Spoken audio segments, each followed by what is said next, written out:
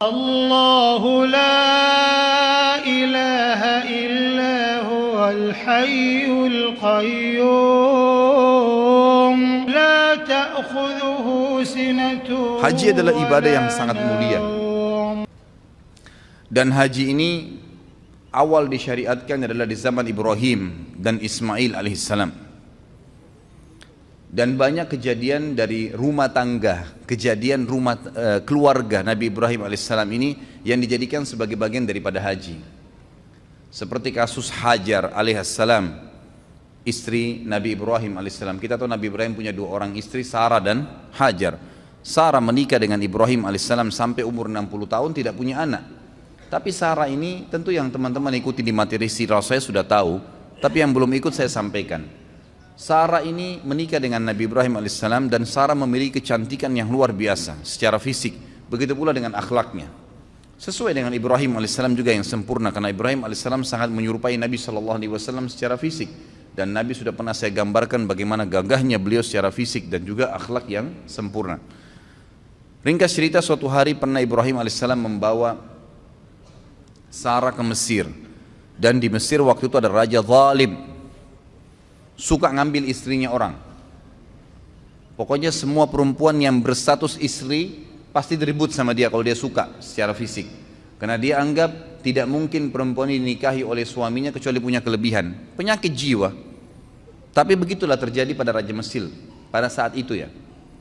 Masuklah Ibrahim alaihissalam dengan istrinya Sarah ke Mesir, dan Ibrahim sudah berkata kepada Sarah, kalau kita masuk di Mesir nanti dan ada pengawal-pengawal raja zalim ini yang akan menangkap kamu, kalau kamu ditanya siapa saya, katakan saya saudaramu, dan kalau saya ditanya saya juga akan mengatakan kau saudariku, maksudnya seiman ya.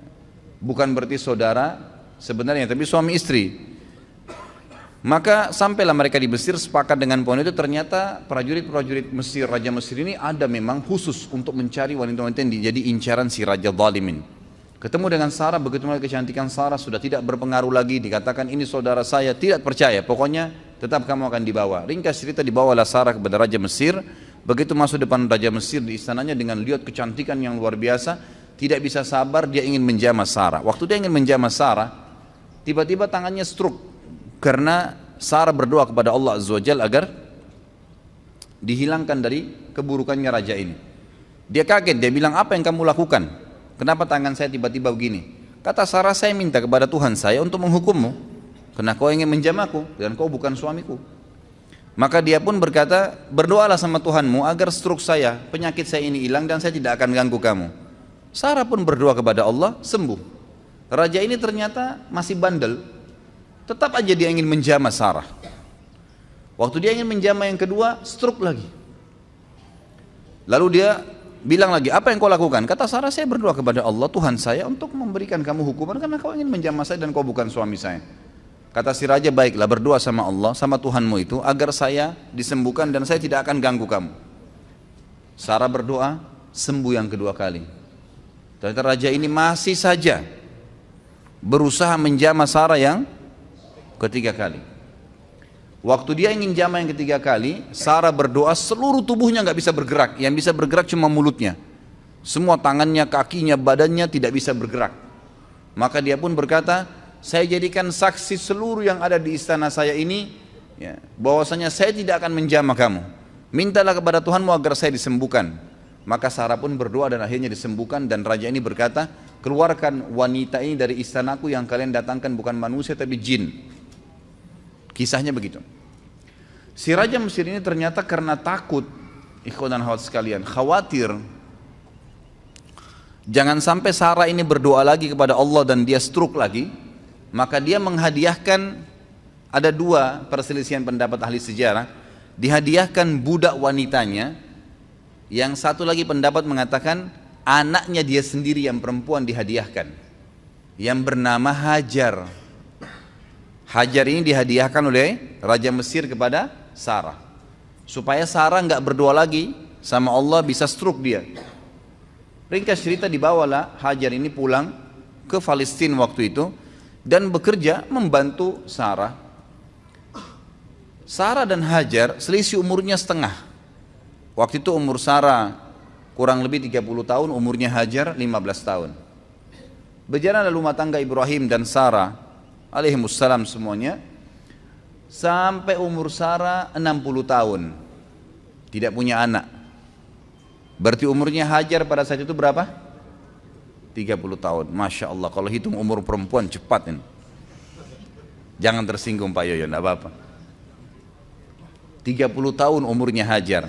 Karena Ibrahim alaihissalam pengen punya keturunan, maka Sarah dengan niat baiknya menghadiahkan kepada Ibrahim alaihissalam budaknya Hajar, lalu Hajar dibebaskan oleh Ibrahim alaihissalam dari keterbudakan, lalu kemudian dinikahi. Setahun kemudian Hajar hamil dan setelah menikah, setahun kemudian melahirkan anak laki-laki yang bernama siapa? Ismail alaihissalam. Fitrah perempuan, Sarah merasa sedih. Kenapa dia tidak bisa memberikan anak kepada Ibrahim? Dia pun berdoa kepada Allah Azza wa Jalla agar diberikan karunia. Ternyata dengan umur 62 tahun, masuk 62 tahun hamil, dan akhirnya melahirkan juga namanya Ishak. Ishak dan Ismail adalah anak Ibrahim alaihissalam. Makanya Ibrahim diberikan julukan Abul Anbiya, ayahnya para nabi, karena dua anaknya menjadi nabi dua-duanya.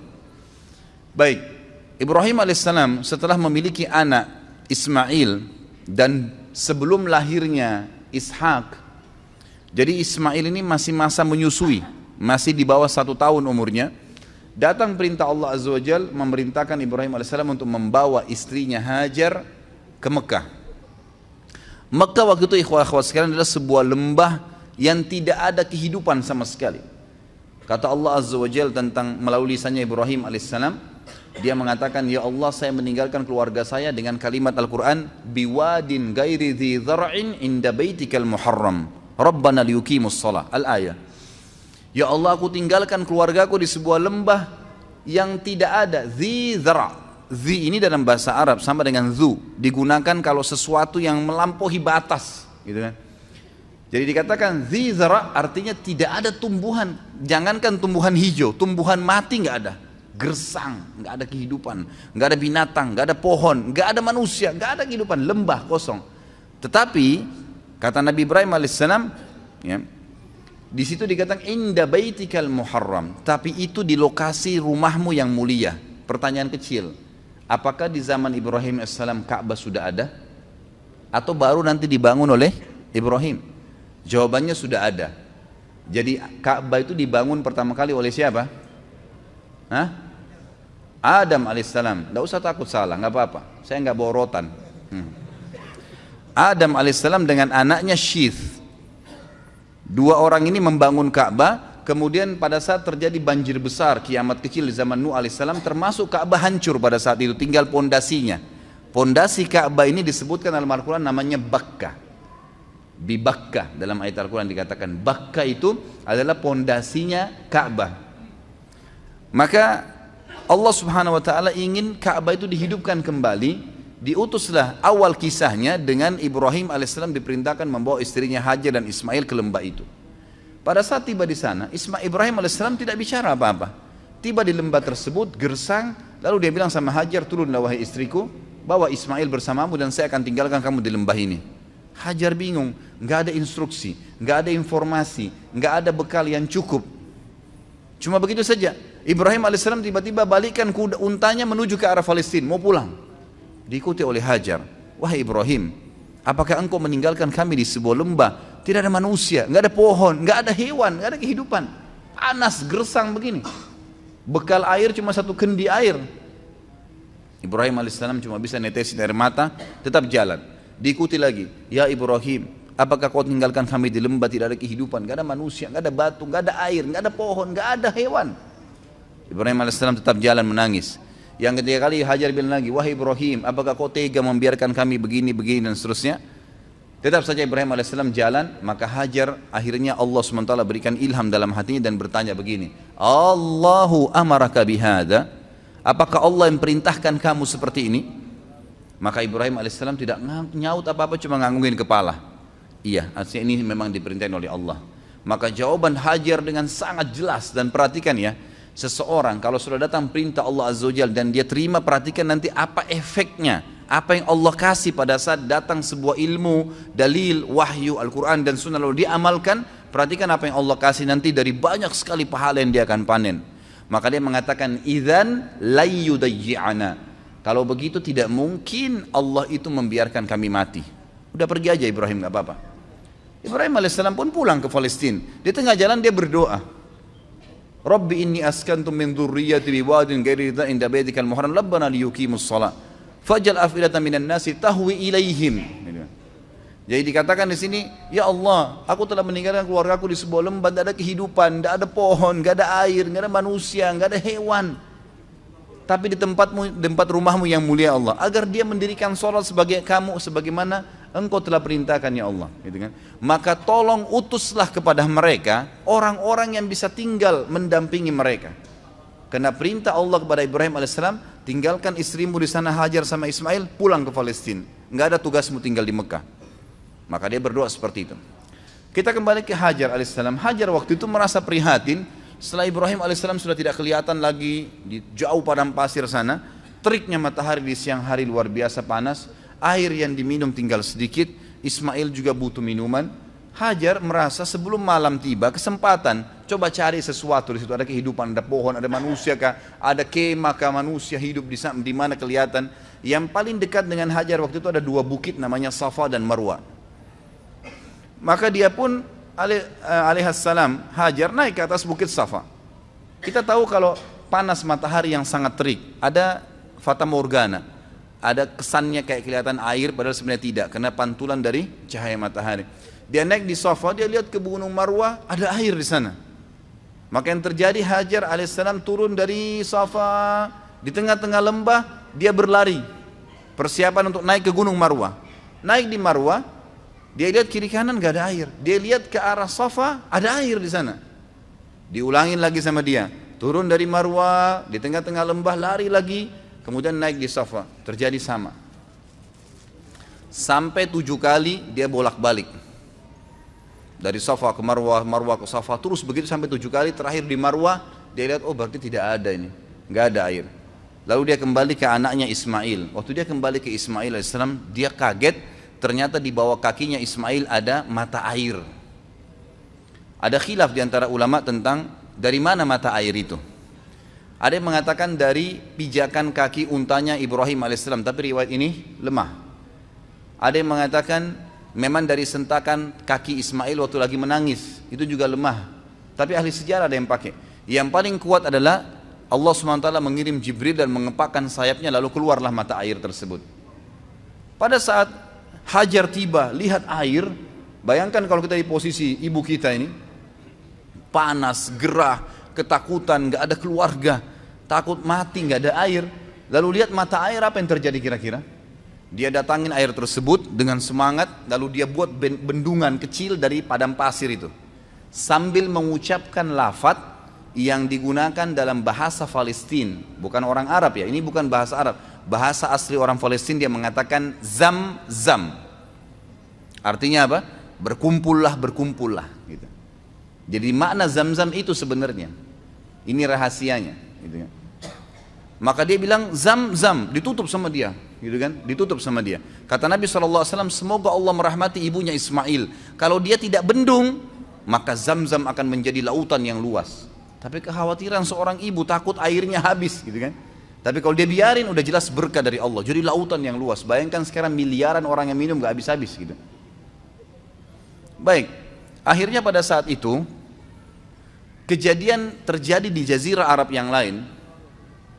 Di tepatnya di negeri Yaman ada bendungan namanya Bendungan Ma'rib. Bendungan Ma'rib terkenal sekali negeri Yaman. Surah Saba menjelaskan masalah itu. Karena mereka kufur terhadap nikmat Allah, bendungan itu Allah hancurin, sehingga akhirnya di sisi barat dan timurnya negeri Saba dulu ini penuh dengan, semua di sisi baratnya pohon buah-buahan, semuanya jenis buah-buahan ada.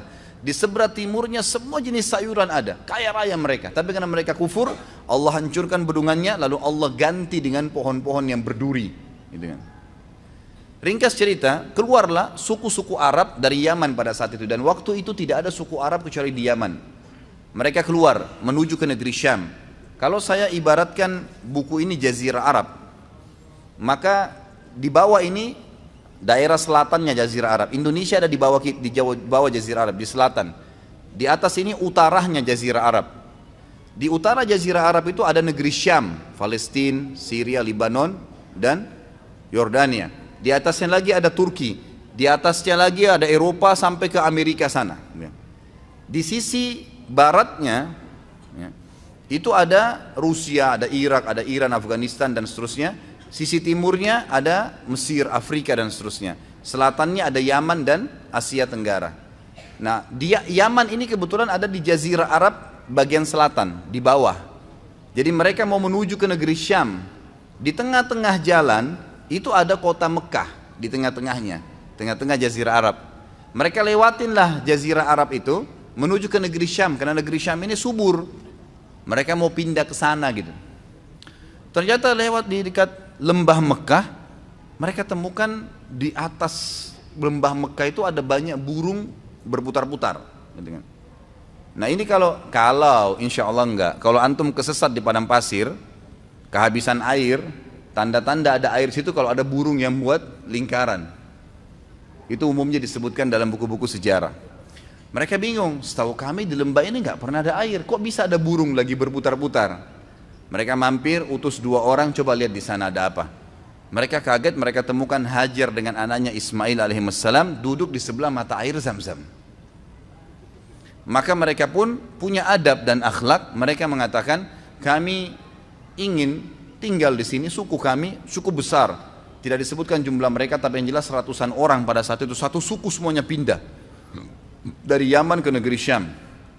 Dan ini hasil dari doa Nabi Ibrahim alaihissalam yang berdoa minta diutus kepada Hajar dan Ismail orang yang bisa hidup bersama mereka. Diutuslah suku ini, dan suku ini bernama suku Jurhum. Suku Jurhum. Keluarlah suku Jurhum ini terus masuk, kemudian pamit dengan Hajar, wahai ibu, kami ini adalah satu suku yang besar dan kami keluar dari negeri Yaman, tapi kami nggak punya tempat tinggal. Bisa nggak kami tinggal di sini? Nanti kami bentuk komunitas, kami punya peternakan, kami juga ahli perkebunan, karena mereka memang ahli perkebunan di Yaman, gitu kan? Kami akan buat dan kami akan bayar upeti. Yang penting kami bisa hidup dekat mata air ini. Kata Hajar, baiklah.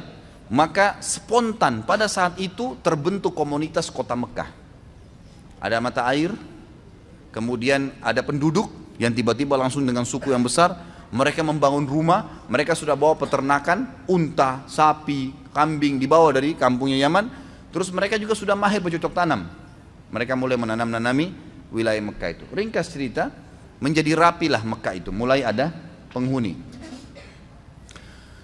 Pada saat itu Ismail alaihissalam tumbuh besar di tengah-tengah suku Jurhum.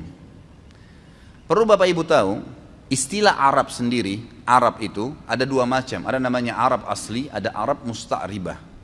Arab asli ini adalah turunan orang Arab yang asli. Dan Arab musta'ribah adalah orang Arab, orang yang bukan Arab terarabkan karena pernikahan atau menggunakan bahasanya. Seperti kasus sekarang Mesir. Mesir itu suku Kipti. Bukan orang Arab mereka. Irak, bukan orang Arab. Negeri Syam, Yordania, Palestina, itu bukan orang Arab mereka. Sudan, Jazair, Tunis, Maroko, Afrika Utara, semua itu bukan orang-orang Arab mereka, suku barbar. Tapi mereka dikatakan negara Arab. Kenapa? Karena menjadikan bahasa Arab sebagai bahasa negaranya. Dan pada saat ekspansi Islam di zaman Umar bin Khattab, zaman Uthman bin Affan, mereka menikah dengan orang-orang Arab, dari tabi'in, dari sahabat yang bergabung sama mereka, maka dikatakan mereka orang-orang Arab. Ismail alaihissalam bukan orang Arab, karena beliau dari Ibrahim alaihissalam orang asli suku Babilonia, dari Irak. Ya, gitu. Orang asli Irak, asli orang Irak namanya suku Babilonia. Maka mereka, Ismail berbaur sampai besar dan menikah dengan anak kepala suku Jurhum. Setelah menikah, tapi tidak disebutkan di sini prediksi umurnya Ismail alaihissalam, karena ini kisah yang cukup panjang, saya ringkaskan melihat waktunya. Maka datanglah Ibrahim alaihissalam, diperintahkan oleh Allah SWT untuk mengunjungi Mekah. Beliau datang mengunjungi istrinya. Tapi pada saat itu yang saya dapat dalam buku sejarah adalah setelah Ismail menikah dengan anak kepala suku Jurhum. Datang, dan Ismail ini sangat gemar alaihissalam berburu, sangat gemar berburu. Maka dia pun lagi keluar berburu. Ibrahim datang ke rumahnya lalu bertanya pada istri dari belakang pintu, di mana suamimu? Dikatakan lagi pergi berburu. Berapa lama kira-kira biasa dia berburu? Ya sekitar sebulan baru kembali. Sering kali pergi berburu, sebulan baru kembali.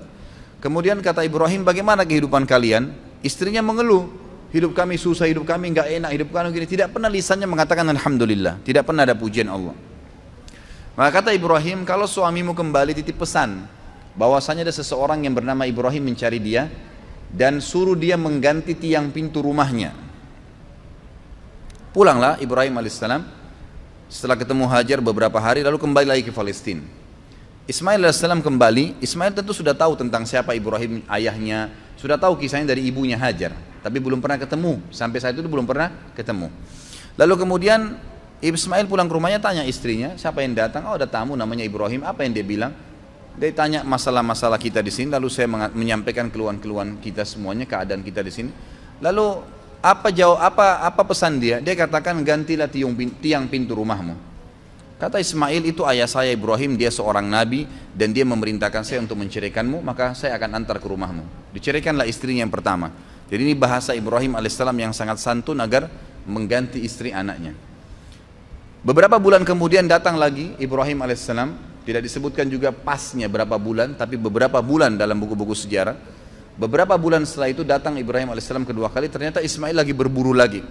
Kemudian dia datang, ternyata Ismail sudah menikah dengan anak suku Jurhum yang lain.